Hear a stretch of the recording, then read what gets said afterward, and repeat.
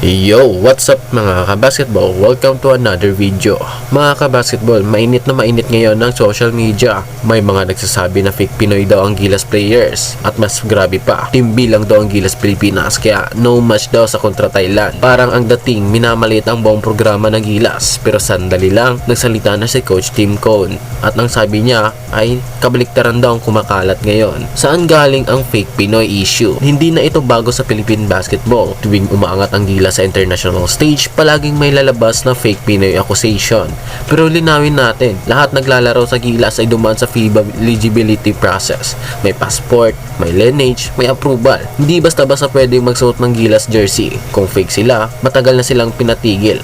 Ang totoo, ginamit lang ang issue na ito para siraan ng moral ng team at bigyan ng pressure ang Pilipinas. Team B lang daw ang Gilas, isa pang banat ng critics. Hindi raw ito ang strongest lineup ng Gilas. Team B lang daw ito kumpara sa Thailand. Pero mga kagilas, hindi na panahon ng pangalan lang ang basketball sa modern game.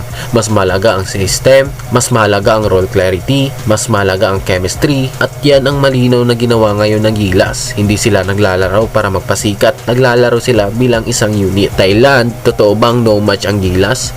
Aminin natin, umangat ang Thailand basketball. Mas matagal silang nagsama-sama, mas pamilyar sila sa sistema nila, pero wag natin kalimutan, mas mataas ang international exposure ng Gilas, mas sanay sa physical at pressure game, mas tested sa clutch situation. Sa SEA Games, isang maling decision lang, tapos ang laban, at dito, kadalasang nangingibabaw ang experience. Team Cone, pinuri si Coach Norman Black.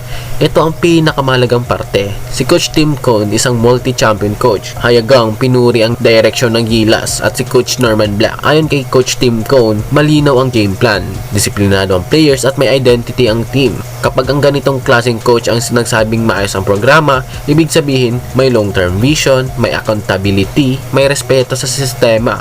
Hindi ito basta SEA Games lang. Ito ay bahagi ng malaking plano para sa Pilipinas. Real talk sa court lang may sagot. Ang totoo, hindi kailanman nanalo ang kahit anong team sa Facebook comments o sa Twitter arguments. Nananalo ang team sa depensa, sa rebounding, sa execution. Kung team B man ito sa paningin ng iba, mas delikado ang team na walang ego at gutom manalo. Ngayon, tanong ko sa inyo mga kabasketball, fake Pinoy issue lang ba ito o sinasadya talaga maliitin ang Pilipinas?